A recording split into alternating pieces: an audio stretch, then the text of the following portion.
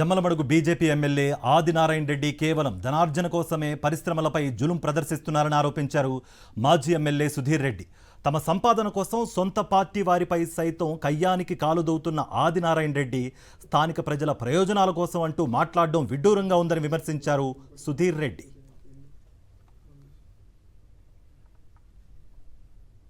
కానీ ఆయన అభివృద్ధి గురించి కూడా మాట్లాడినాడు. సుట్టుకారం ఆదినారాయణ రెడ్డి గారు నిన్న కూడా ఎటకారంగా మాట్లాడినారు, మన భూపేశ్వర రెడ్డి గారు కూడా మాట్లాడినారు. ఏం మాట్లాడినారు?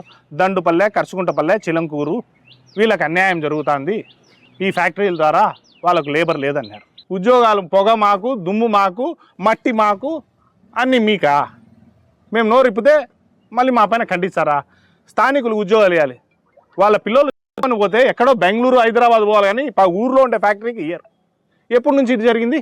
స్కూల్ గురించి మాట్లాడినారు, హాస్పిటల్ గురించి అన్నారు. స్కూల్ ఎప్పుడు మూతపడింది? ఐసీఎల్ చిలంకూరులో హాస్పిటల్ ఎప్పటి నుంచి ఇవ్వడం లేదు? ఈడ హాస్పిటల్ ఎప్పటి నుంచి?